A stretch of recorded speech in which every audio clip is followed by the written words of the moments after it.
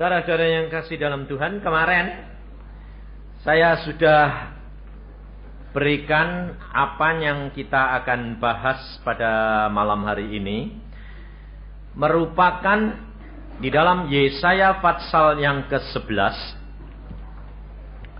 Yesaya pasal 11 ayat yang kedua. Kemarin pertanyaan-pertanyaan yang masuk, saudara, saya sudah catat semuanya, dan rata-rata mereka merindukan mendapat jawaban langsung dari Tuhan.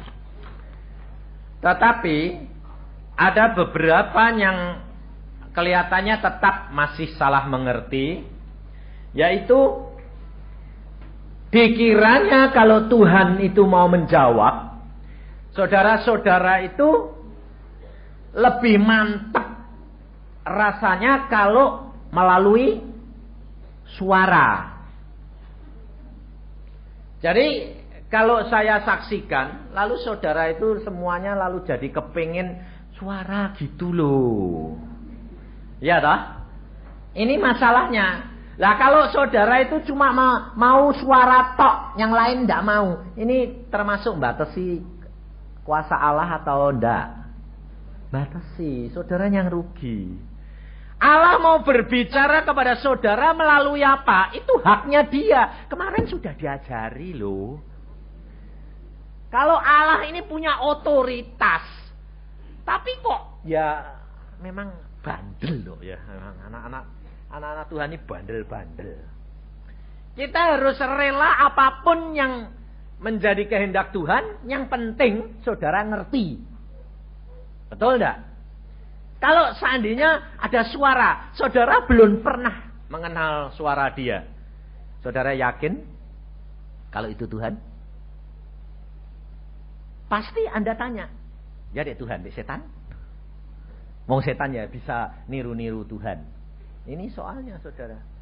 Yang penting pertama kali kita belajar mengenal pribadi dia. Nah, setelah mengenal pribadi dia, Roh Kudus yang masuk di dalam hati kita harus akrab dengan dia. Nah, melalui di dalam dulu. Setelah itu nanti Allah sendiri yang mau mengembangkan. Maka saudara nanti bisa membedakan seperti yang saya alami.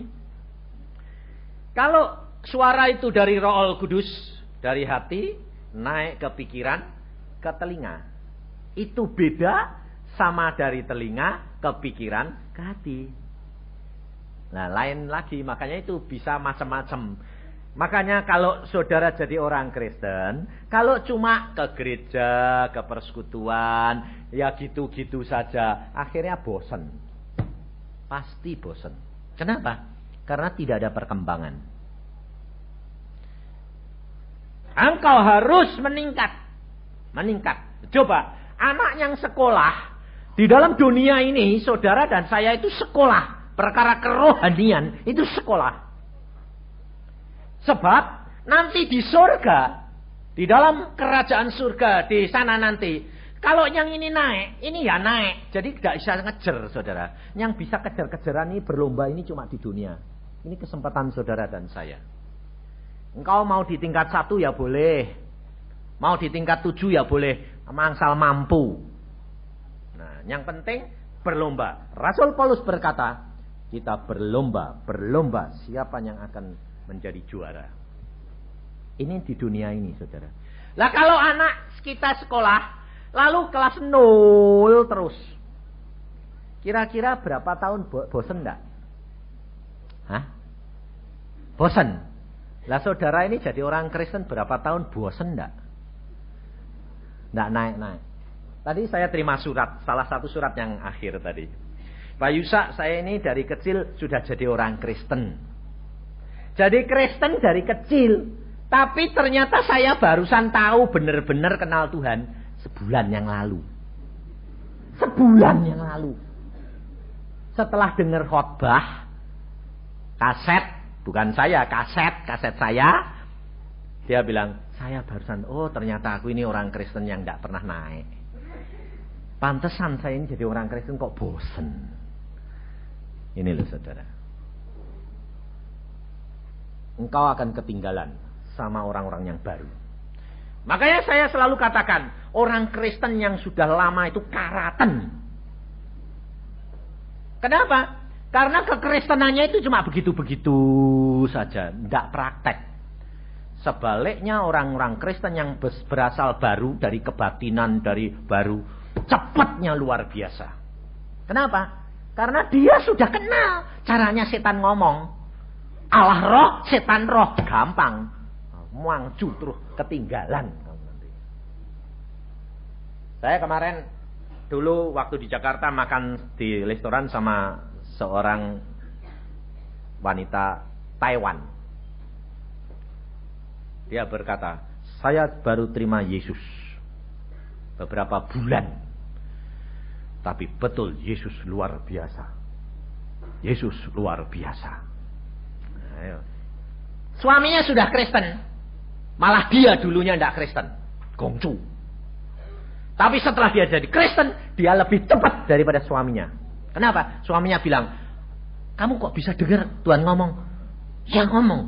Ah, itu cuma halusinasi itu. Itu cuma kira-kira itu. Mosok Tuhan bisa ngomong. Nah, saudara sendiri juga begitu. Makanya saya kerap kali diejek. Apa ndak bohong toh Pak Yusa? Saya bilang, pembohong ndak masuk surga. Ngapain saya jadi pembohong? Ndak masuk surga. Enak jadi dokter daripada jadi hamba Tuhan pembohong. Maka dari itu saudara, pertama kali saya ulangi sedikit di dalam hal Allah di dalam perjanjian lama dan Allah di dalam perjanjian baru. Allah di dalam perjanjian lama, dia adalah hakim di atas segala hakim, dan Allah itu mutlak. Dan Allah di dalam perjanjian baru, di dalam diri Tuhan Yesus, itu Allah dan manusia. Sekarang saya tanya, Yesus ada di mana? Di surga, duduk di sebelah kanan Allah Bapa. Dia akan datang kembali sebagai apa? Hah? Dia akan datang kembali sebagai hakim di atas segala hakim. Al-Quran pun nulis, Isa bin Maria akan datang untuk menjadi hakim di atas segala hakim. Jadi bukan hanya Alkitab, dan ini diteguhkan. Kalau Yesus nanti datang sebagai hakim di atas segala hakim, dia tindakannya sama enggak pada waktu Tuhan Yesus datang ke dunia menjadi juru selamat? Tidak sama. Hati-hati. Tidak sama.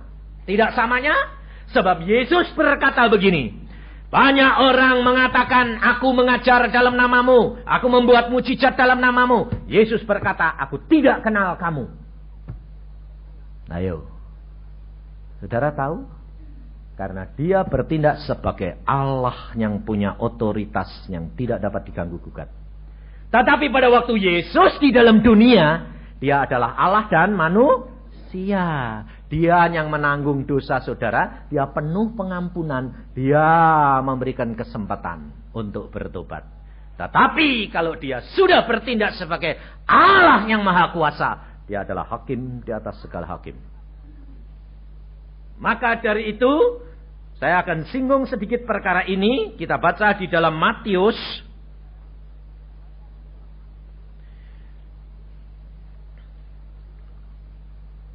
Di dalam Matius pasal yang ke-5,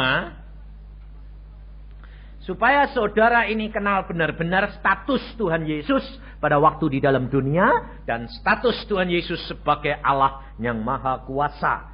Supaya saudara itu jangan meremehkan bahwa kesempatan sudah diberikan kepada kita, tetapi tergantung daripada kita. Di dalam Matius pasal 5, ayat 43, Tuhan Yesus berkata begini. Kamu telah mendengar firman. Perhatikan. Kamu telah mendengar firman. Firman ini adalah perjanjian lama. Pada waktu Allah menyatakan dirinya sebagai Allah yang mutlak. Kamu telah mendengar firman. Kasihilah sesamamu manusia dan bencilah musuhmu. Tetapi aku berkata kepadamu, kasihilah musuhmu dan berdoalah bagi mereka yang menganiaya kamu. Karena dengan demikian kamu menjadi anak-anak Bapakmu yang di surga. Coba perhatiin, saudara. Seolah-olah ini bertentangan enggak? Allahnya sama enggak? Sama. Tapi mengapa dia mengatakan, engkau pernah mendengar firman? Kasihilah sesama manusia, tetapi bencilah musuhmu. Tetapi mengapa Yesus sekarang berkata, kasihilah musuhmu, doakan dia. Bertentangan dah seolah-olah. Padahal tidak. Mengapa Tuhan Yesus firman yang dulu berkata, kasih sesama manusia, tapi benci musuhmu. Karena apa? Karena musuh manusia itu adalah setan. Setan. Bukan musuh manusia sama manusianya. Tetapi Yesus berkata, sekarang dia berkata, tetapi aku berkata kepadamu, kasihilah musuhmu. Karena dia pada waktu itu bertindak sebagai manusia biasa. Kamu harus mengasihi sesama manusia. Maka dari itu saudara harus bisa membedakan bahwa Allah sekarang di dalam kerajaan surga, dia Yesus sebagai juru syafaat. Perhatikan, juru syafaat. Jadi dia mendoakan saudara dan saya. Karena kalau saudara berdoa minta dalam namanya, dia yang akan mintakan kepada Bapa. Dan karena dia sudah menanggung dosa, Bapa hanya dengar Yesus, tidak bisa dengar yang lain. Karena kita tetap berbuat dosa. Tetapi di dalam Yesus, kita menjadi dibenarkan. Bukan benar, dibenarkan. Itu lain. Berarti saudara dosa, tetapi kalau saudara percaya Yesus, saudara menjadi benar. Karena Kristus. Jadi jangan enak-enak. Anugerah ini saudara. Maka dari itu saudara harus tahu persis bahwa sekarang Allah sudah duduk, Yesus sudah duduk di sebelah kanan Allah, dia akan datang menjadi hakim. Dan setiap orang dihakimi menurut perbuatannya. Pengampunan dosa sudah diberikan. Tinggal kamu mau menjalankan atau tidak, tetapi kau akan dihakimi. Maka kita harus benar-benar mengenal akan Allah kita ini. Supaya kita jangan menyalahkan. Jangan sekali-kali saudara mengatakan, menyalahkan Allah, gerutu kepada Allah, mengatakan bahwa percuma, rugi kamu. Tapi kalau engkau mengucap syukur dalam segala perkara, dengan motivasi berkata, Allah baik, tidak enak, tidak apa-apa, Allah baik, mesti baik. Tidak ada yang tidak baik. Karena rencana Allah baik. Seorang bapak terhadap anaknya, tidak ada yang mempunyai rencana jahat. Demikian juga Allah kita. Maka dari itu, kita harus benar-benar mengenal pribadi dia. Sekarang di dalam Yesaya pasal 11 ayat 2, Roh Tuhan akan ada padanya, roh hikmat dan pengertian, roh nasihat dan keperkasaan, roh pengenalan dan takut akan Tuhan. Di dalam diri Tuhan Yesus, ini ada dua, yaitu segi manusianya, Allah yang tulen dan manusia yang tulen. Nah, maka dari itu saudara dan saya harus belajar dari Yesus. Di dalam ini kita bagi, coba perhatikan, roh Tuhan ada padanya, sudah jelas. Sekarang saya tanya, roh Tuhan ada pada saudara apa tidak? Hah? Ada. Sama toh? Satu sudah sama. Yang kedua sekarang, roh hikmat ada enggak? Ayo. Ada? Nah, sekarang ini sebelah sini bilang ada. Oke, sekarang saya tanya. Kalau kamu punya roh hikmat, bisa mengerti orang lain, bisa tahu orang lain, bisa bijaksana apa enggak? Harusnya bisa. Sebab kalau punya hikmat bisa mengerti. Tapi nyatanya saudara bisa ngerti orang lain enggak? Loh, lah kok enggak? Lah kalau enggak itu ada roh hikmat apa enggak? Enggak. Makanya itu perhatiin. Kita harus periksa ini. Mengapa pengikut Yesus tidak dapat menjadi saksi Yesus? Karena tidak punya roh-roh ini yang ada di dalam diri Yesus. Mengapa tidak punya? Tidak pernah minta. Ayo jujur. Siapa di antara saudara yang bilang, Tuhan aku kepengen hikmat, pengen pengertian, pengen nasihat, pengen roh keperkasaan, kepengen roh pengenalan, pengen roh takut. Tidak ada toh? Yang diminta apa setiap hari? Berkat uang melulu. Betul tidak?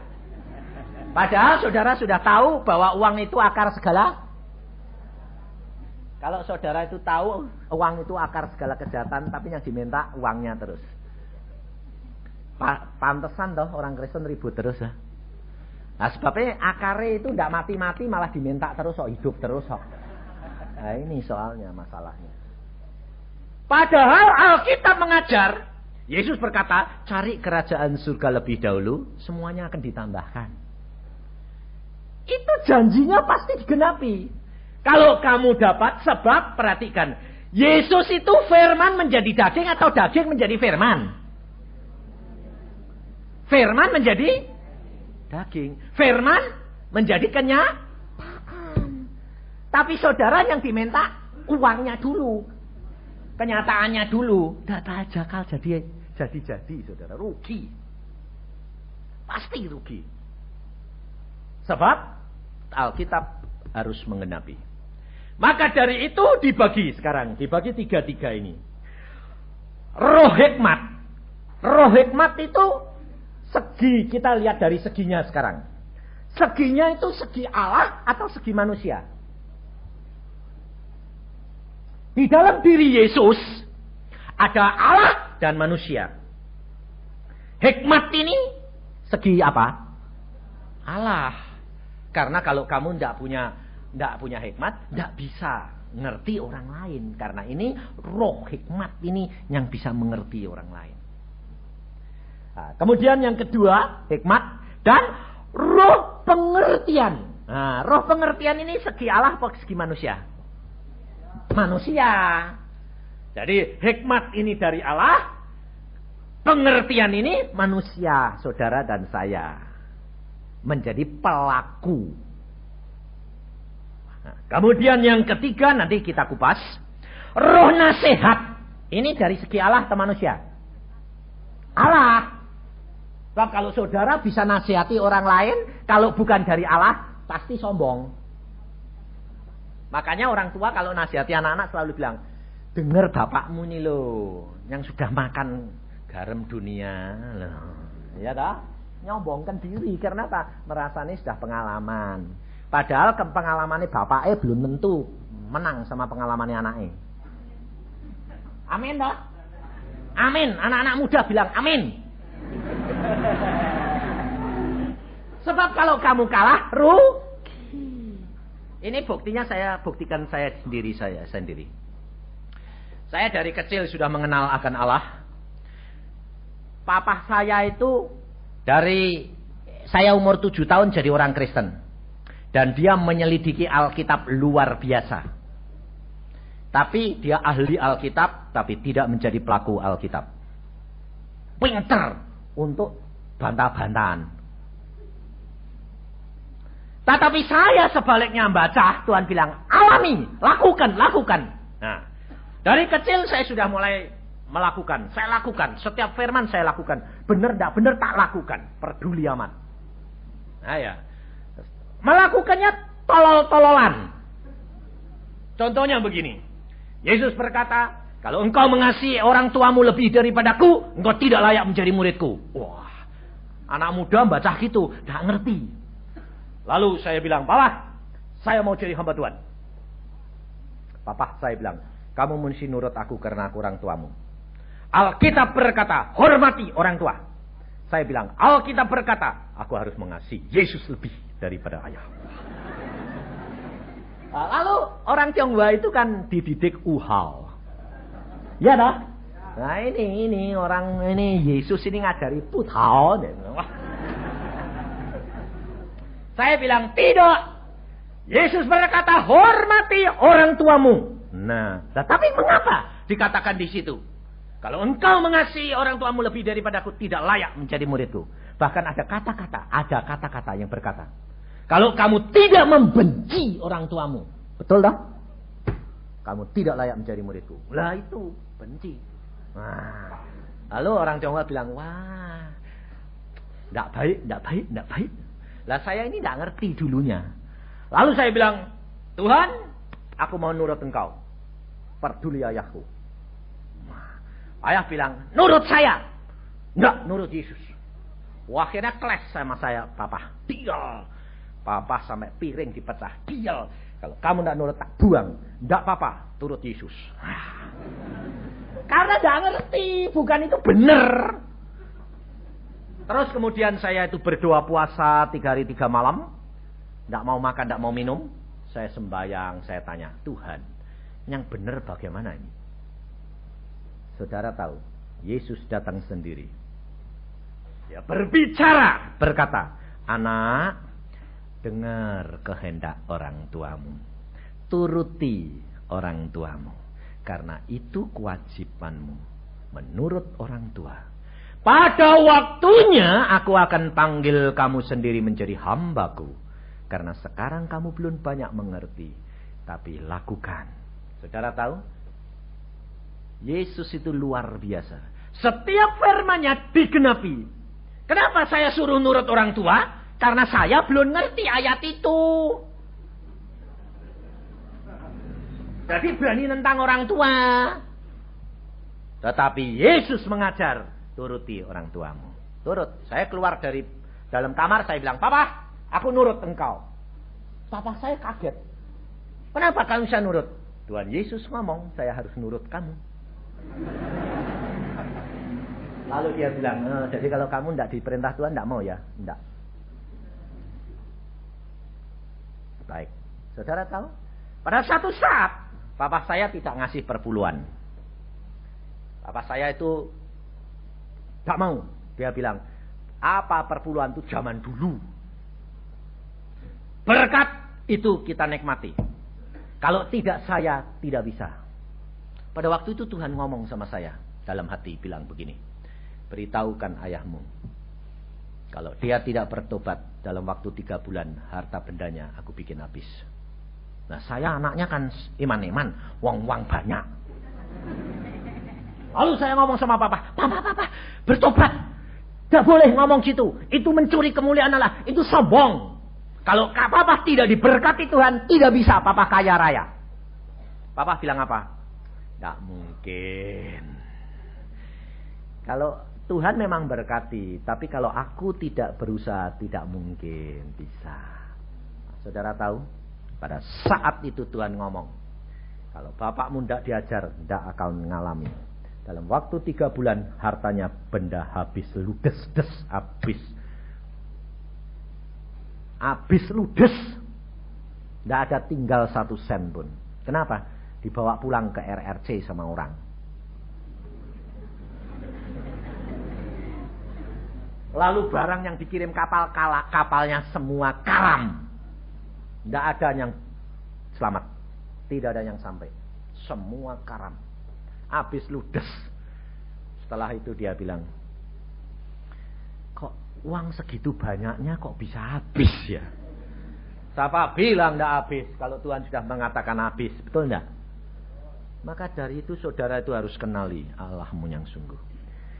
Di dalam ini saudara harus belajar. Ada roh hikmat adalah bagian Allah. Roh pengertian ini bagian manusia. Roh nasihat bagian Allah. Roh keperkasaan itu bagiannya Allah. Bukan bagian manusia. Sebab saudara kalau bisa bertindak dalam nama Yesus, maka Yesus yang melakukan, bukan saudara. Ini roh keperkasaan. Ini milik orang Kristen. Roh pengenalan dan roh takut akan Tuhan, ini manusia, segi manusia yang saudara dan saya dituntut. Jadi di dalam kehidupan kekristenan ini, saudara ada bagian yang saudara harus bayar. Ada bagian Allah yang Allah harus akan lakukan terhadap saudara. Dan di dalam hal ini saudara akan menjadi orang yang berhasil kalau saudara mau membayar bagian saudara. Alkitab ini seperti asuransi, saudara. Firman Allah ini jaminan. Asuransi buat saudara. Kalau saudara bayar preminya, kalau ada apa-apa, engkau klaim, dibayar enggak? Tapi kalau Anda enggak bayar premi, lalu kamu berkata, mana Pak janjimu? Asuransinya bilang apa? Mana kwitansi preminya? Enggak bayar, enggak dibayar. Makanya firman Tuhan kerap kali saudara tidak digenapi dalam hidupmu karena engkau tidak bayar preminya. Tidak bayar akan takut akan Allah. Satu. Nah, takut akan Allah ini adalah seperti yang saya kemarin katakan. Kalau engkau sudah mengenal keberadaan Allahmu yang sesungguhnya, punya otoritas yang tidak dapat diganggu gugat, penguasa tunggal, engkau pasti akan takut. Maka dari itu saya ajarkan tiap pagi omongi jiwamu. Hai jiwaku, seperti Yusa, seperti Daud. Saya itu belajar dari Alkitab ini, saudara. Di dalam kitab Mazmur, Daud pada waktu gelisah, dia ngomong gini, hai jiwaku, mengapa kamu gelisah? Loh, ngomong dewek. Jangan khawatir dicap orang sinting. Nah, saudara pernah enggak ngomong gitu sama jiwamu? Belum, tak? Nah, karena apa? Belum ngerti. Mulai malam ini, omongi. Di dalam menghadapi masalah, omongi. Hai jiwaku, mengapa kamu khawatir?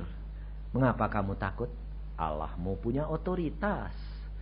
Allahmu yang maha kuasa. Itu omongi.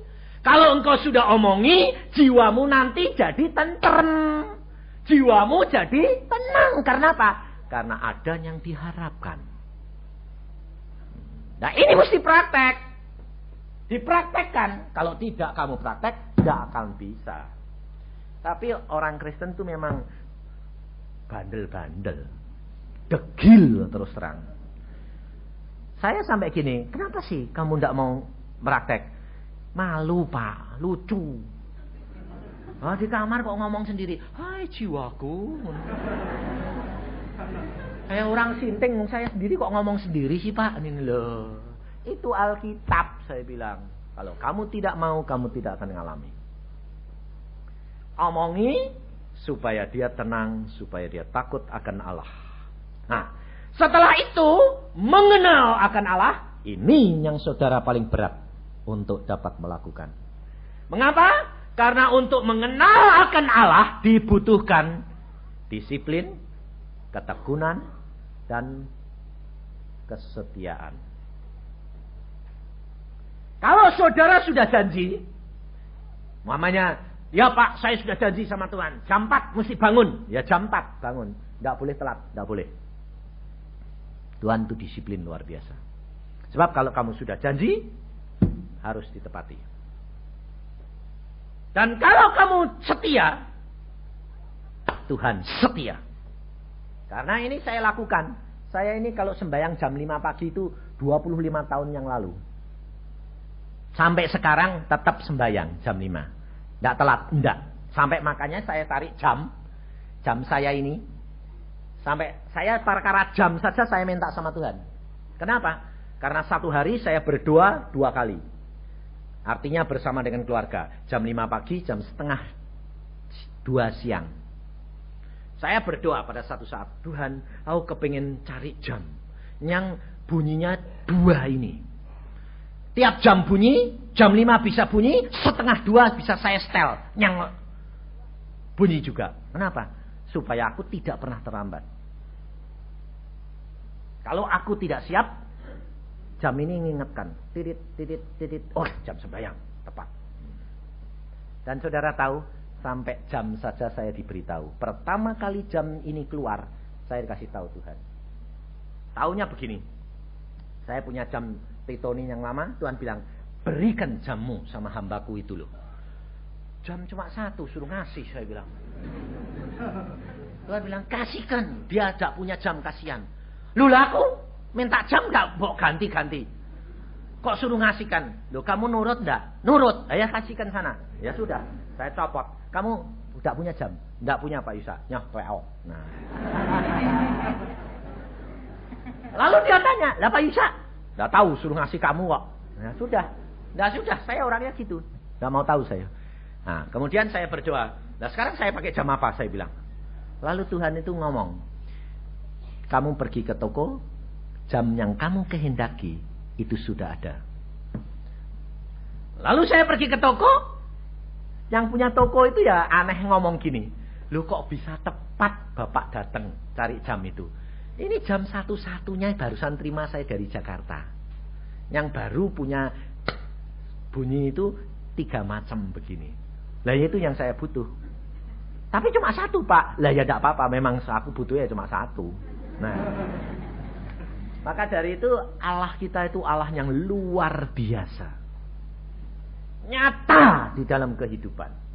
Tapi saudara tidak mau ngalami. Pikir mau bayarnya enggak.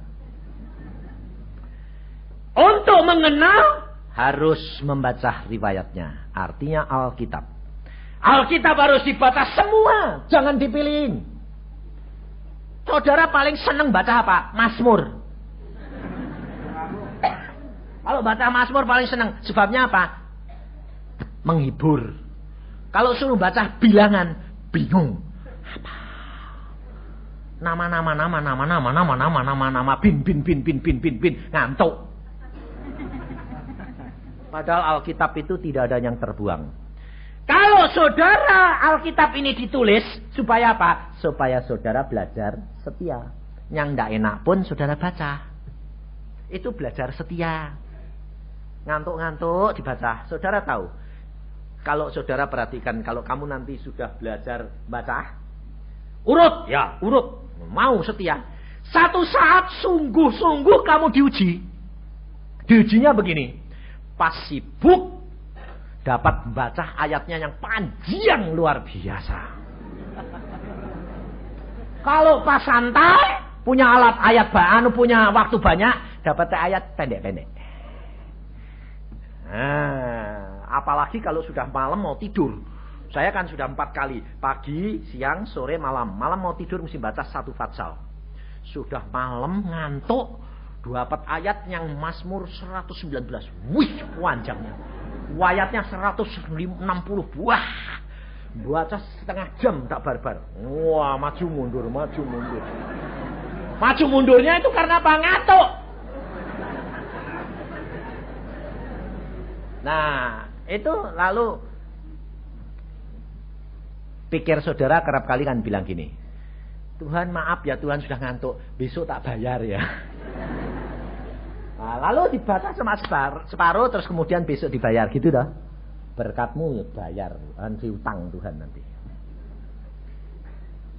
Tidak boleh baca. Nah, mahasiswa itu kurang ajar. Karena anak-anak muda itu kan paling senang bergadang. Kalau sudah soal jawab Alkitab, saya diajak sampai jam 3 malam pagi. Jam 3 barusan pulang. Mau tidur kan mesti baca sak fatsal. Bayangin, saya bilang kurang ajar nanti baca lagi sampai 3:30 ini barusan bisa tidur nih. Jam 5 harus bangun, saudara tahu. Tapi Tuhan berkata, setia dan aku pasti berikan kamu kekuatan. Nah, saudara tahu. Ini cara mengenal Allah. Kalau engkau tidak praktekkan tiap-tiap hari, engkau bayar preminya ini, kau akan rugi. Karena Yesus berkata gini, coba perhatikan satu rumah.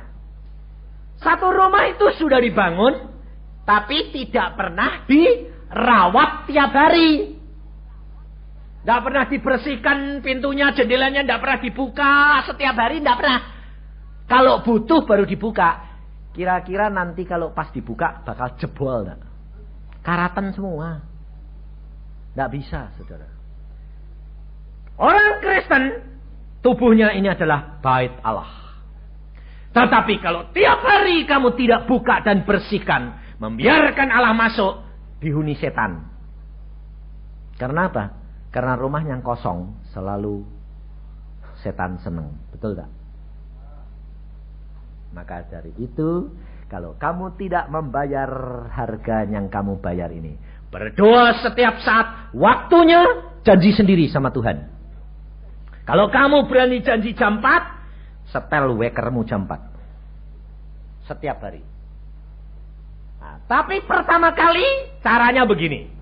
Kalau kamu sudah janji sama Tuhan, buktiin itu berkenan atau tidak Tuhan. Caranya begini. Jangan nyetel weker.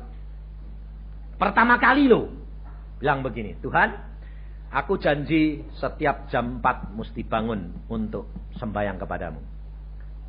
Engkau malam tidur berkata, Tuhan, tolong kalau engkau berkenan aku jam 4 dan kau lihat aku jam 4 kuat, bangunkan jam 4 tepat. Saya garansi jam 4 tepat mesti dibangunkan kamu. Ayo, kalau tidak, rugi. Jangan mau jadi Kristen, rugi. Saya orangnya gila-gilaan sama Tuhan. Nah, ya. Saya kalau ngajari ya gila-gilaan. Tungguan.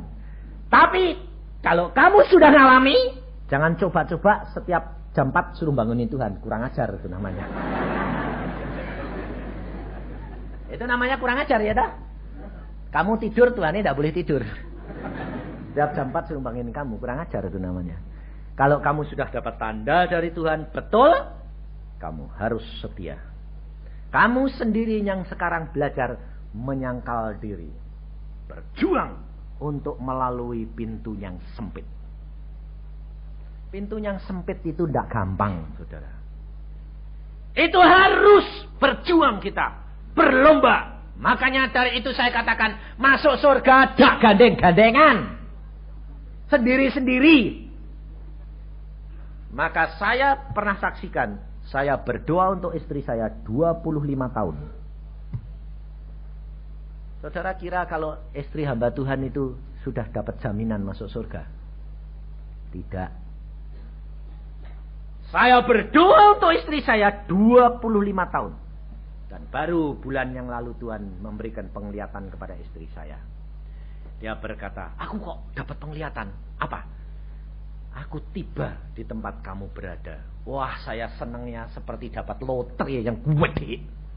Saya bilang, puji Tuhan, sekarang doaku sudah didengar. 25 tahun saya berdoa untuk kamu, sekarang tiba waktunya. Saudara tahu? Dan apa yang Tuhan lihatkan sama dia? Dia sebetulnya pada waktu berjalan bersama dengan orang banyak, dia saya ajak. Saya berkata, ayo bersama dengan aku.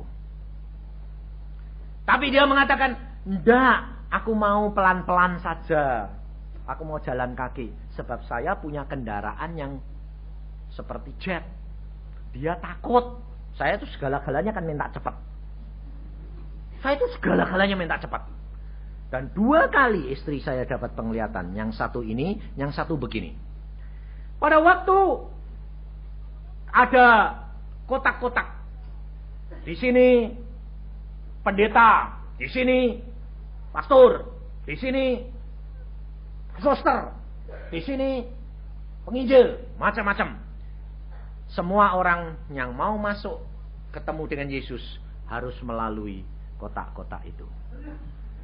Pada waktu itu istri saya karena dia anggota Pantai Kosta, dia di kotaknya orang Pantai Kosta. Nah, saya bilang, karena saya dulu orang GKI, harusnya saya di kotaknya orang GKI. Tapi saya karena istri saya kawin sama saya bilang sama dia, ini dalam penglihatan istri saya. Ayo kamu ikut aku. Kemana?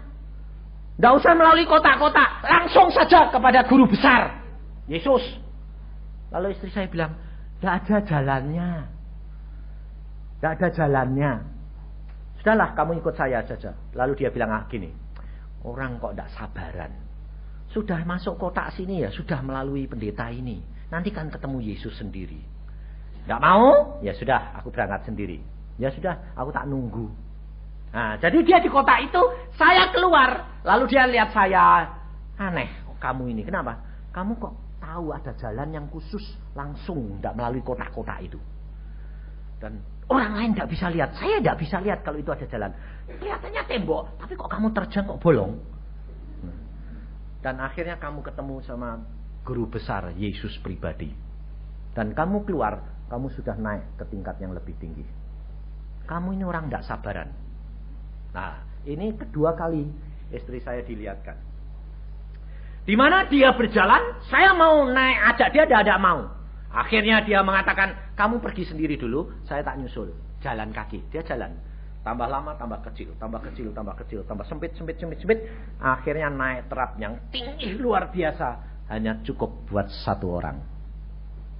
Dan pada satu saat, 3 tingkat terakhir hampir sampai, dia tidak mampu menyelesaikan. Kenapa? Terapnya tinggi. Tidak bisa naik, tidak ada kekuatan, tidak ada kemampuan. Bahkan terap itu runcing dan bisa melukai tubuh. Akhirnya dia tidak tahan dan dia lihat ke bawah jurang yang gelap gulita. Dia takut, dia balik, tidak kuat, tidak berani, tidak bisa. Berhenti, berarti macet di tengah jalan. Menerusin, tidak mampu. Akhirnya dia berlutut. Tangannya di atas trap yang lain. Dan dia berdoa. Tuhan Yesus, aku tidak mampu meneruskan perjalanan ini. Pada saat dia berdoa begitu, Roh berbicara. Apa yang kamu pegang di atas trap itu? Baru dia sadar bahwa tangannya ini di atas trap itu ada bekas tapak kakinya Yesus. Loh, ada bekas tapak kaki orang laki. Lalu suara berkata, angkat kakimu, usahakan sampai menempel di bekas tapak kakinya Tuhanmu. Tanpa kekuatan, tidak apa-apa. Yang penting kamu usahakan sampai bisa meletakkan kakimu di atas itu saja. Dan apa terjadi saudara? Dia nurut, dia angkat kakinya, cuma diletakkan saja. Dia tidak ada kemampuan untuk naik, tetapi demikian dia meletakkan kakinya di bekas tapak kaki Yesus. Ada kuasa yang mengangkat dia ke atas dan dia naik.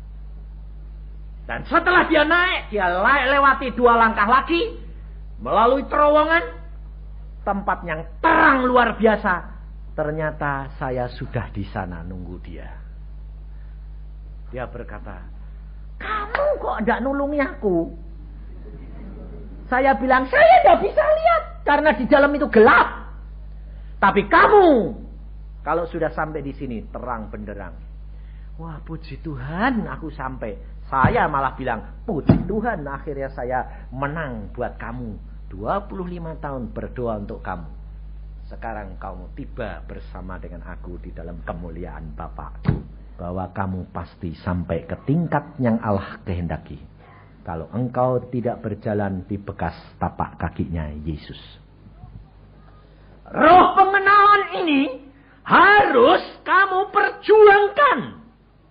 Untuk mengenal Yesus perlu perjuangan, perlu ketekunan, perlu kesetiaan. Rela dibangunkan bangun pagi. Kerap kali saudara tahu kalau engkau sudah diuji oleh Allah, engkau diperintahkan bangun. Sebab ini pengalaman saya. Baru tidur setengah 12, jam 2 suruh bangun sama Tuhan. Saya sedang ngantuk-ngantuknya, Tuhan bilang, bangun, sembahyang. Ya, saya pikir sembahyang di ranjang. Tuhan bilang, keluar. Mbok di sini jasi Tuhan, jadi kalau nanti selesai terus tidur. Tuhan bilang, keluar. 2 kali, tidak berani saya membantah, saya keluar ke ruangan tamu. Sembahyang di sana. Dari jam 2 sampai jam 3, tidak ditemui. Tidak diajak ngomong. Sampai saya bilang, loh Tuhan, manggil-manggil sendiri kok tidak ngomong. Ini. Bagaimana sih Tuhan? Saya ngomel. Tapi tidak berani balik tidur. Ngomel. Tapi tidak berani balik tidur. Bayang lagi jam 3 sampai jam 4. Tidak ada lagi apa-apa. Saya bilang, Tuhan yang benar dong, manggil-manggil, tidak ditemui, saya bilang. Sambil ngomel, tapi tidak berani masuk tidur, tidak berani. Sembahyang lagi sampai jam 5. Tidak ditemui. Sudah 3 kali, akhirnya saya bilang gini, maaf Tuhan, udah 3 jam. Dan tinggal 1 jam lagi, jam 6, saya mesti mandi, siap untuk mengantar anak saya. Maaf, bukan salah saya, yang penting sudah saya bayar. Sembahyang lagi dari jam 5 sampai jam 6. Apa terjadi? Jam 6 kurang sedikit, Tuhan datang sendiri. Mesem-mesem. Saya bilang, loh Tuhan, ini jam berapa? Sampai saya tanya gitu, malah dia mesem. Manggut-manggut lagi. Aku senang. Engkau senang, aku yang susah. 4 jam nungguin Tuhan. Aku bilang, Tuhan berkata, aku mau uji engkau sampai di mana kesetiaanmu menantikan aku. Saudara tahu. Dan setelah itu saya mengatakan, Tuhan, engkau kan tahu hatiku kalau aku ini mau nurut engkau. Aku tahu, tapi engkau harus buktikan dengan perbuatanmu. Iman tanpa perbuatan mati, tidak ada artinya. Maka dari itu saudara, engkau harus buktikan dengan tindakanmu. Pengenalan akan Allah ini harus engkau nyatakan dalam tindakan, dalam perbuatan. Kalau engkau pengenalan akan Allah, engkau punya, engkau usahakan, engkau perjuangkan, baca Alkitab, berdoa dengan setia, saya garansi kepekaanmu akan menjadi luar biasa. Kalau sudah peka, pimpinan suara Roh Kudus jelas sekali. Dan cara Tuhan berbicara ini macam-macam. Yang pertama, Tuhan berbicara melalui suara manusia. Langsung Alkitab berkata, pada waktu orang Israel di bawah gunung Horeb, Allah berbicara langsung kepada umatnya dengan suara. Itu Alkitab. Saya alami dan tidak sekali. Tetapi saya peringatkan, kalau Allah berbicara secara langsung itu tidak setiap kali. Hanya hal-hal yang sangat penting luar biasa.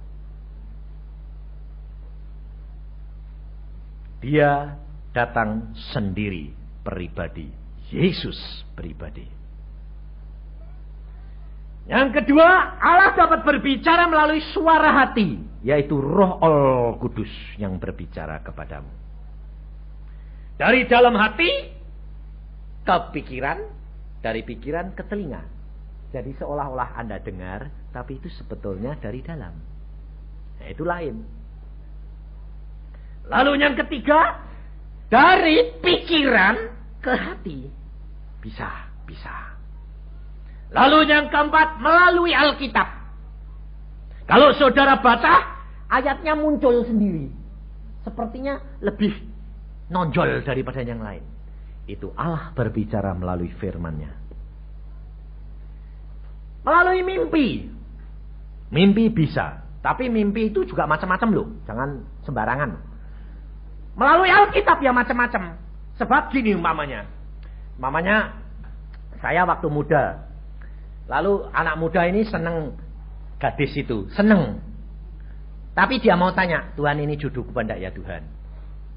Kelihatannya mau tanya, tapi sebetulnya hatinya sudah senang dulu. Jadi lalu buka Alkitab, baca Alkitab, lah terang yang muncul ya yang di situ, itu jodohmu. Ya terang, wong sudah seneng kok. Nah itu bukan Alkitab yang ngomong, bukan Tuhan yang ngomong, tapi pikiranmu sendiri yang ngomong. Itu bukan tanda, itu bukan peneguhan. Nah, kalau peneguhan harus menggenapi ayat di dalam 1 Korintus pasal 2. Apa yang tidak pernah timbul dalam hatimu, apa yang tidak pernah timbul dalam pikiranmu, Itu yang disediakan Allah bagi orang yang mengasihi Dia. Nah, jadi kalau kamu ini pemuda, kalau kamu senang seseorang, kamu harus hilangkan dulu. Kalau kamu mau tanya sama Tuhan, caranya begini. Tuhan, aku senang sama dia, tapi ini kehendak-Mu enggak. Nah, kamu harus ngomongi sama jiwa dulu. Jiwamu ngomongi gini. Seandainya dia tidak jadi jodohmu bagaimana? Nah, kamu periksa. Rela enggak? Kalau kamu bilang, ya kalau bisa ya itu. Oh, udah. Enggak cocok itu, enggak cocok. Tuhan enggak akan bakal mau ngomong. Tapi harus kamu bilang, kalau tidak, oke, ganti yang lain. Enggak apa-apa. Nah, baru sembahyang sungguh, nanti Tuhan berikan tanda. Itu. Berikan jawaban. Itu rencana Allah di dalam kehidupan kita masing-masing. Jadi kepekaan ini, nah karena ada tanya, kepekaan ini harus latihan. Pertama dilakukan, ada suara hati dilakukan. Ya kamu bilang gini, Tuhan aku kok ada suara ini. Kalau ini daripadamu, dalam nama Tuhan Yesus tetap ada. Kalau bukan daripadamu, dalam nama Yesus, pergi. Usir dulu. Uji. Mimpi pun uji. Suara pun uji. Semua apa yang Allah mau bicara harus diuji. Karena apa? Alkitab berkata, ujilah tiap-tiap roh. Jadi sebelum kamu tahu itu persis, uji dulu. Ujinya bagaimana? Di dalam nama Yesus Kristus. Karena itu uji yang paling cocok. Sebab ada orang dapat penglihatan, lalu bernubuat, cocok persis. Semua orang nyembah sama orang itu. Kenapa? Karena dia bilang, hai anak, aku mengasihi kamu. Aku tahu kamu tadi pagi sembahyang begini. Ngerti semuanya. Dan dia berkata, aku dengar doamu. Aku senang. Bayangin, persis nubuatannya seperti Tuhan Yesus. Dan saya di situ. Saya bilang, Tuhan, ini orang-orang kok pada kagum sama orang ini yang menubuat kayak gini. Dan nubuatnya kalau dilihat, didengarkan seolah-olah baik sekali. Dan persis apa yang dia doakan di dalam kamarnya tadi pagi semua tahu. Sampai kagum-kagum orang. Lalu dia berkata, aku Yesus, aku mengasihi kamu. Aku senang kamu menyembah aku. Tapi saya kok tidak sejahtera. Saya bilang, Tuhan, aku kok tidak sejahtera. Ini siapa sih Tuhan? Tuhan ngomong, tunggu waktunya. Lalu orang ini ngomong, semuanya di sini ini nyembah aku. Hanya ada 2 orang yang tidak mau nyembah aku. Saya sama adik saya. Saya tahu, wah ini cuma saya sama dia, adik saya yang tidak mau ini. Lalu orang ini datangi saya setelah dia nubuatkan satu persis semua, datengin saya. Tapi ternyata dia tidak berani megang saya, tidak berani. Yang lainnya dipegangi semua. Wah, sampai nangis, sampai seneng karena Tuhan datang. Nah, sama saya dia tidak berani. Sampai saya ya lihat. Kok dia datang cuma begini. Aku tahu engkau hamba Yesus yang setia. Dia bilang gitu. Lalu dia bilang, mengapa kamu tidak mau menyembah aku? Loh, kok lucu? Lah kok kebalikan? Barusan mengatakan saya ini adalah hamba Yesus Kristus yang setia. Lah kok tidak mau nyembah dia, kok ditegur? Loh kan lucu toh? Saya langsung tahu. Oh, setan kurang ajar. Lalu pada saat itu saya bilang, Tuhan berikan aku kuasa untuk bertindak. Lalu setelah semuanya dinubuatkan satu-satu, semuanya nerima dengan sukacita dan mengucap syukur. Sampai jatuh kepada saya berkata, Tuhan aku tak bertindak sekarang ya. Ya. Lalu saya buka mata, saya bilang, sekarang waktunya Tuhan. Ya.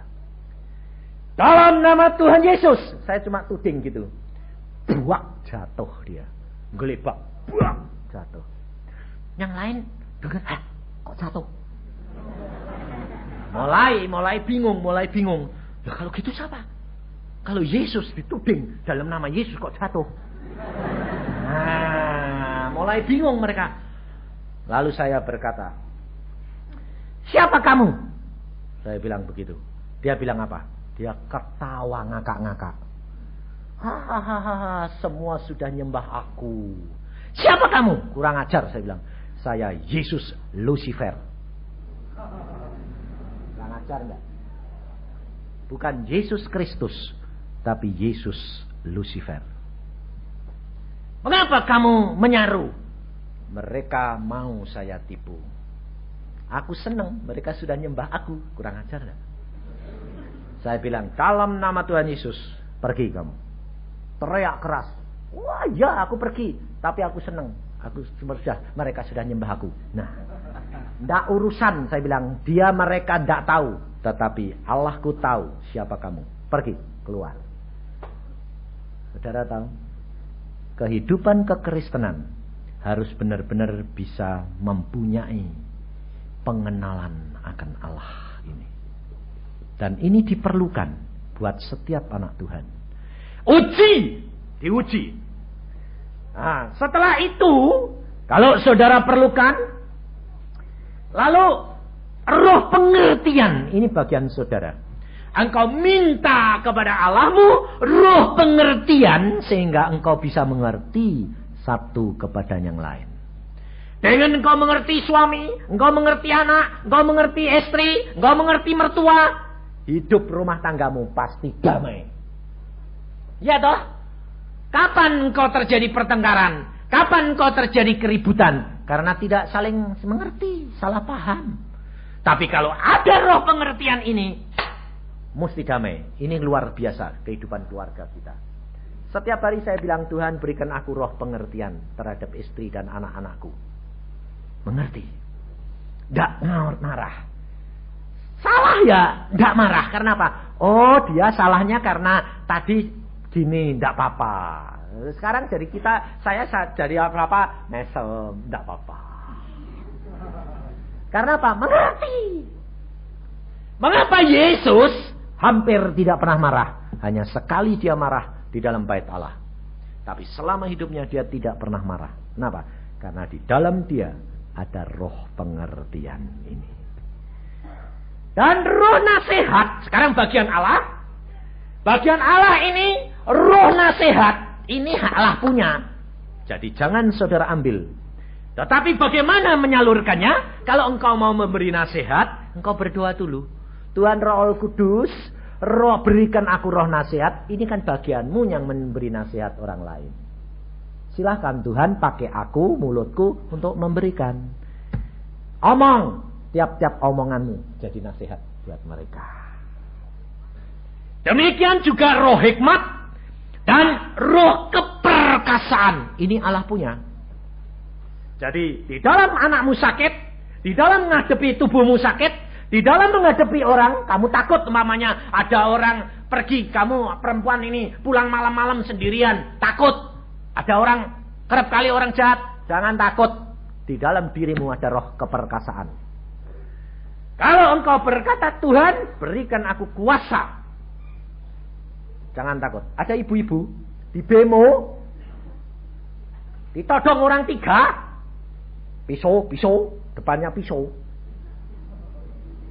Nah ya kan tidak siapa apa, mau dipretelin semua. Dia bilang apa? Waktu ditodong gitu, dia bilangnya, dalam nama Yesus, roh keperkasaan, dalam nama Yesus, setan, aku usir kamu. Saudara tahu apa terjadi? 3 orang loncat dari bemo. Sampai dia bilang, kok lari sendiri? Aneh enggak? Allah itu luar biasa. Kalau engkau tidak praktek, kamu tidak bisa. Tapi jangan gini. Sudah belajar dari sini sampai rumah nanti. Kalau ibu-ibu datangnya telat, lalu suaminya, dari mana kamu? Pulang malam, tidak tahu diri. Lalu kamu, dalam nama Yesus. Wah.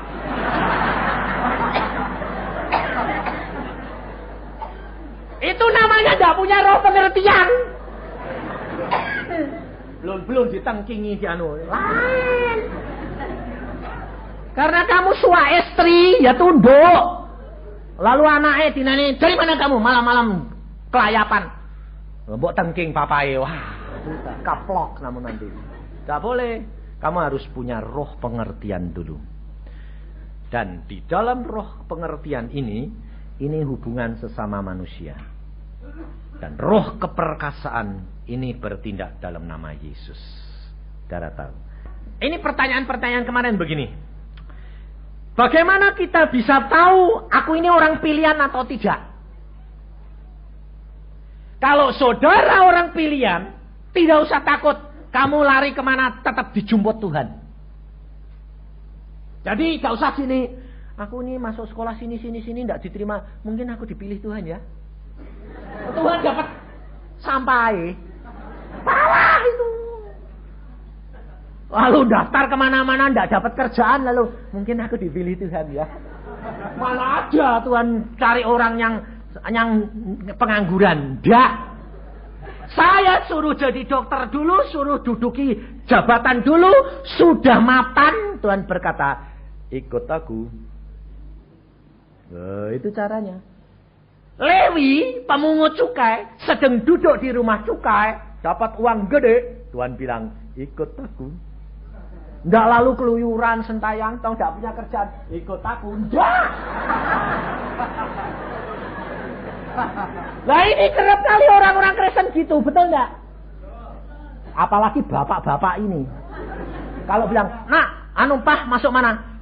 Engineer, ekonomi, dokter. Nggak diterima ya Pak. Jadi hamba Tuhan cah. Sisanya baru dikasih bapak-bapak itu gitu kurang. Tapi belajar Alkitab. Sakius dipanggil, dia sedang kaya raya. Betul tak? Kalau Yesus mau manggil, mesti orang itu sedang dalam keadaan jaya. Jadi kalau saudara menjadi orang pilihan, tidak usah takut. Minta tanda yang nyata. Saya tidak mau. Saya pada waktu dipilih, saya bilang, Tuhan, kalau tidak nyata, enggak. Nah ya. Akhirnya Tuhan berikan pernyataan-pernyataan yang nyata luar biasa memang aku panggil. Sampai akhirnya terjadi dialog. Siapa yang jamin istriku? Siapa yang jamin anakku? Tuhan berkata, aku. Bagaimana caranya? Tidak usah kamu tahu. Ya. Tapi buktikan loh Tuhan. Asal kamu setia, aku setia. Oke. Tuhan buktikan luar biasa. Istri saya minta bukti. Tuhan, istriku minta bukti. Tuhan berkata, apa? 2 bukti. Minta kompor, minta uang. Bayangin saudara. Pada zaman itu, tahun 80, kompor itu, yang 6 pet itu baru pertama. Dia bilang, aku minta. Engkau berkati sendiri. Saya bilang, kamu kok kurang ajar. Saya bisa beliin kamu. Enggak, saya minta. Tuhan berikan tanda pribadi. Oke? Saya bilang, Tuhan ini bagaimana istriku minta? Aku akan buktikan. Dibuktikan. Luar biasa. Lalu satu lagi. Dia bilang, satu lagi. Kalau satu belum tentu. Bagaimana? Uang. Berapa? 900.000. Itu tahun 80 loh. Waduh, saya bilang, Tuhan ampuni istriku. Tidak apa-apa. Aku buktikan. Lalu Tuhan bilang sama saya, ya. Lalu saya bilang, iya. Lalu istri saya terus bilang gini, ya, enggak. Dia bilang, oke. Lalu bilang apa? Kapan? Enggak, bilang, ya terus diem gitu. Kapan dikasih? Enggak. Kapan? Terus saya ya bilang, lah kapan Tuhan? 3 hari yang akan datang. Saya bilang, 3 hari.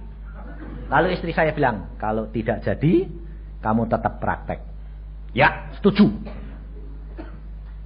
Saudara tahu, hari ketiga jam 6 sore, belum ada orang ngasih duit. Hari ketiga, sudah hampir habis toh. Istri saya bilang, mana? Saya ya bilang, praktek belum tutup. Berarti harinya belum habis. Pokoknya praktek tutup belum ada, tanda tidak terjadi. Buka praktek terus. Oke, saya bilang. Jam 7 bel bunyi. Padahal masih praktek. Pintunya buka kok ngebel, enggak kurang ajar. Saya bilang, apa-apaan ini? Mbok masuk. Karena ada orang ngirim dari luar kota. Map besar. Ini Pak, ada kiriman yang harus disampaikan malam ini juga. Apa? Enggak tahu Pak isinya. Tapi kami dibayar 2 kali lipat untuk supaya malam ini sampai di tempat Bapak. Oke, terima kasih, saya tanda tangani. Saya buka duit 1 juta. Di situ ditulis, Pak Yusa, saya tidak tahu Anda butuh apa, tapi saya diperintah Tuhan untuk mengirim uang 1 juta kepadamu. 1 juta dipotong 10% berapa? Persis 900.000. Waktu istri saya terima gitu, nangis dia. Ampun Tuhan, oke aku serahkan suamiku jadi hambamu. Saudara tahu? Tidak hanya suami istri, tapi anak saya yang paling besar juga bilang, Papa mau jadi penginjil? Ya. Enak jadi anak dokter. Loh, Tuhan yang suruh. Kan ngomong sama Papa. Sudah ngomong sama Mama. Tapi Tuhan kan belum ngomong sama saya. Aku kan anakmu, punya hak toh Pak. Saya jadi, memang berdoa saya selalu begini, Tuhan, kalau engkau panggil aku, seluruh keluarga harus mendukung. Saya tidak mau satu anak pun ketinggalan. Dan pada waktu dia ngomong gitu, saya lapor, Tuhan, anakku sekarang gilirannya. Lalu Tuhan berkata apa? Aku akan berbicara sama dia pribadi. Saudara tahu? Besoknya dia bangun-bangun, dia bilang gini, Papa, jadi hamba Tuhan. Wah, kenapa? Tuhan sudah bicara kepadaku. Bagaimana ngomongnya? Luar biasa Allahku. Dia bangunin saya, dia ngomong gini, kamu mau aku ngomong sama kamu? Ya Tuhan.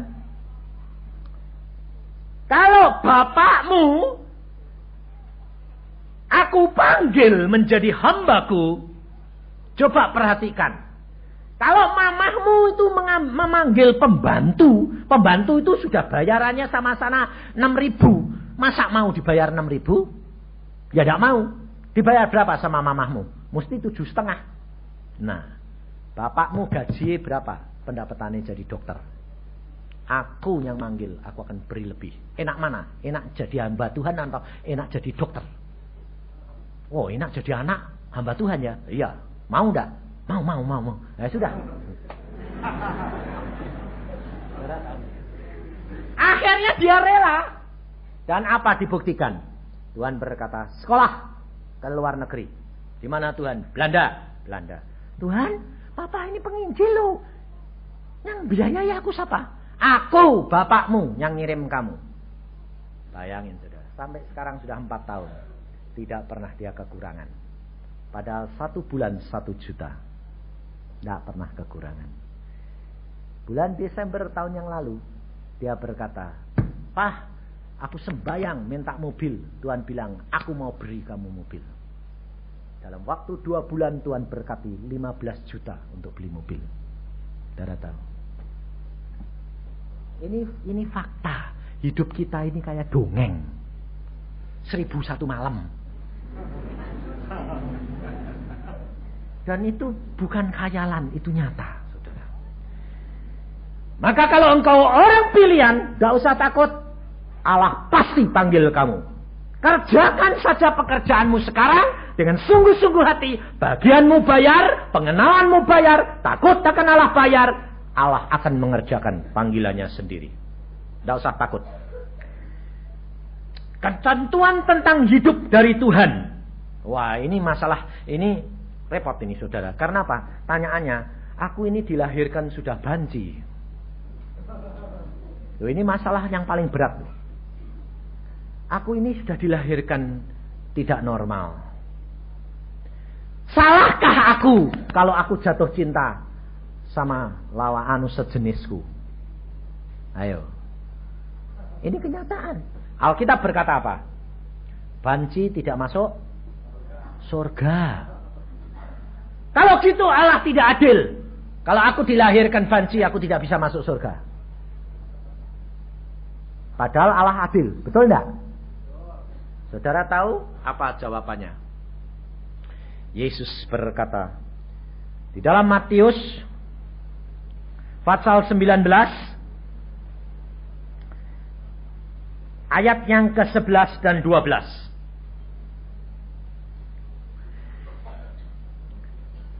Akan tetapi Yesus berkata kepada mereka, tidak semua orang dapat mengerti perkataan itu, hanya mereka yang dikaruniai saja. Ayat 12, ada orang yang tidak dapat kawin karena ia memang lahir demikian dari rahim ibunya. Jadi sebetulnya orang banci ini bisa kawin pada? Hah? Bisa. Tetapi yang dikatakan di sini adalah mereka yang sungguh-sungguh cacat. Yang tidak dapat kawin. Kenapa? Mengapa Allah membuat orang cacat? Allah tidak membuat orang cacat. Allah membuat manusia Adam dan Hawa itu sempurna. Tetapi karena masuk dosa, maka benih manusia ini menjadi kotor sehingga dirusak setan dan akan ada anak-anak yang lahir cacat. Tapi bukan kehendak Allah, tetapi ulah daripada setan dan manusia yang jatuh dalam dosa. Jadi, saudara harus melihat suatu kenyataan. Kalau anakmu cacat, kalau kamu banci, kamu mempunyai sifat yang lain, jangan mengatakan mengapa Allah bentuk aku. Allah tidak pernah membentuk manusia cacat. Tetapi karena ulah dosa dan setan, saudara cacat. Jadi saudara harus katakan begini, oke, aku melihat kenyataanku begini. Apa Tuhan yang aku harus lakukan supaya aku masuk surga? Itu kan yang penting. Jadi jangan nyalain Tuhan. Tetapi apa Tuhan yang aku harus lakukan supaya aku masuk dalam kerajaan surga? Ayat ini berkata, ada orang yang tidak dapat kawin karena ia memang lahir demikian dari rahim ibunya. Dan ada orang yang dijadikan demikian oleh orang lain. Dioperasi. Dan ada orang yang membuat dirinya demikian karena kemauannya sendiri oleh karena kerajaan surga.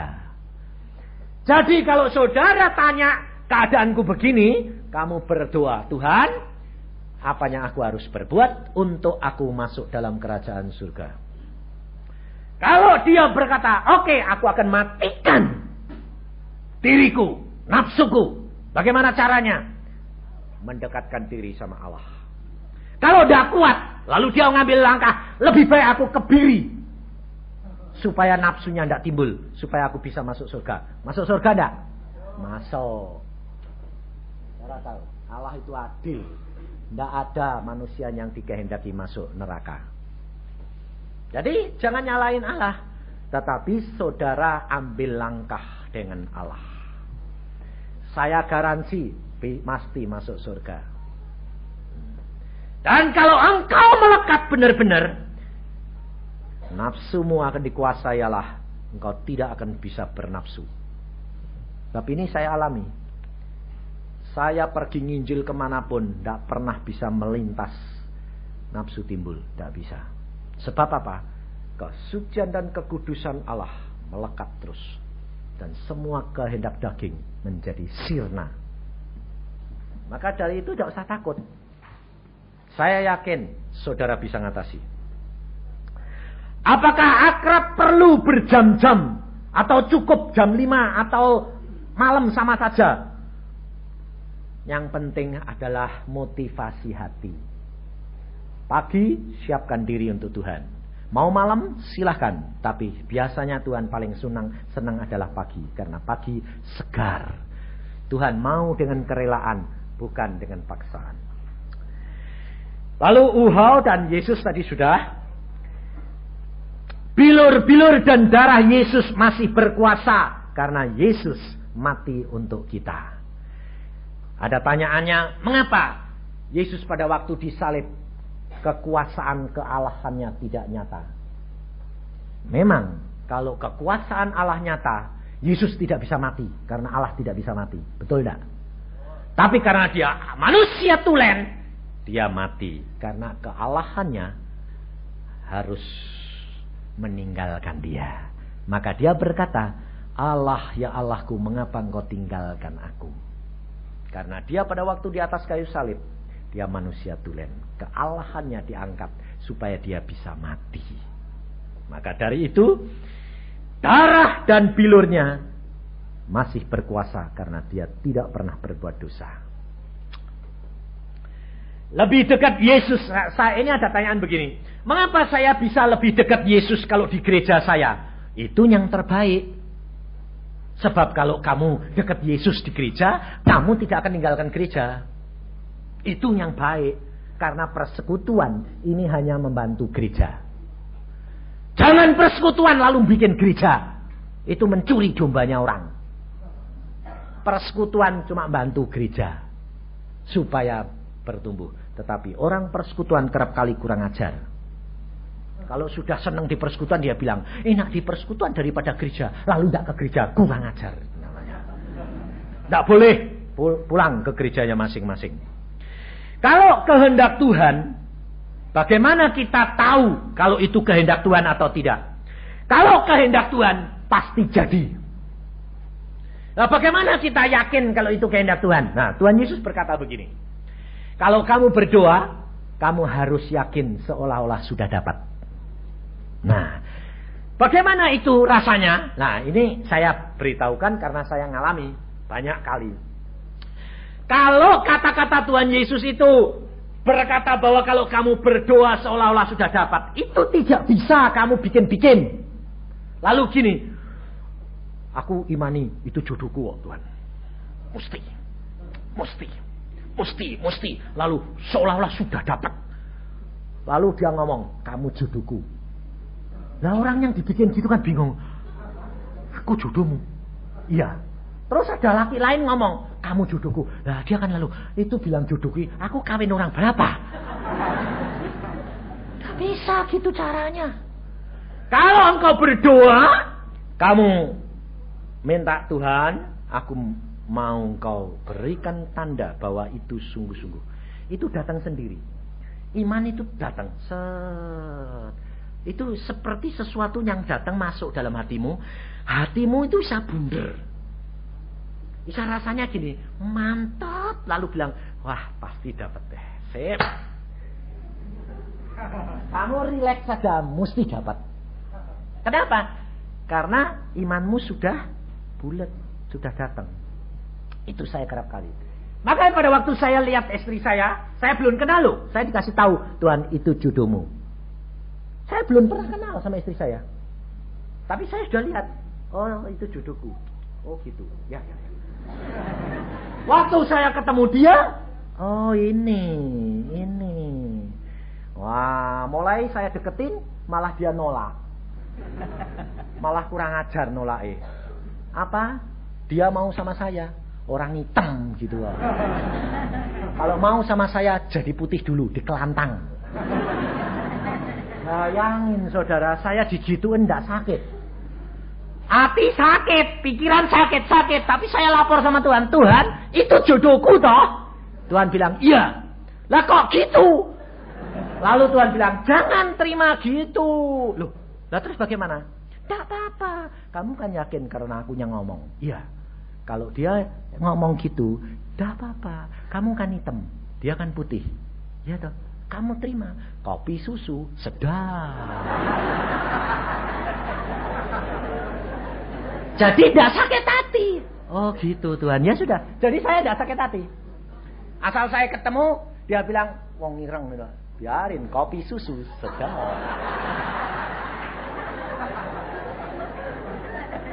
Akhirnya saudara tahu, jadi istri saya. Tidak bisa lari. Padahal saudara tahu istri saya itu sama orang tuanya sudah dijodohin orang lain.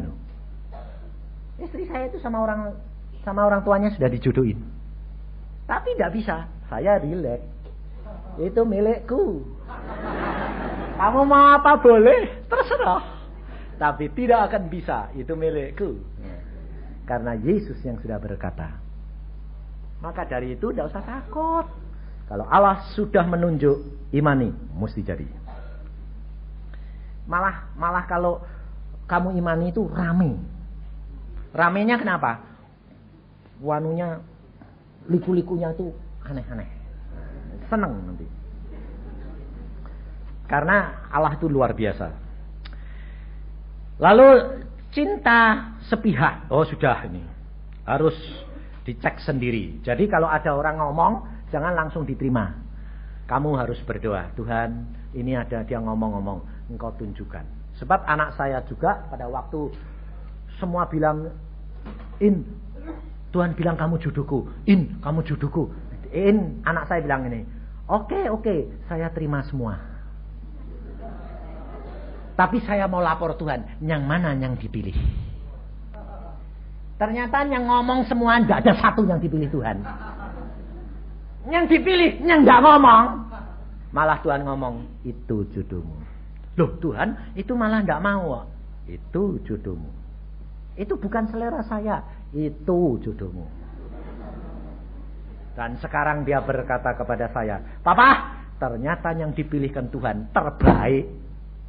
Untung aku nurut Tuhan. Iya, makanya itu. Untung. Sudah semua.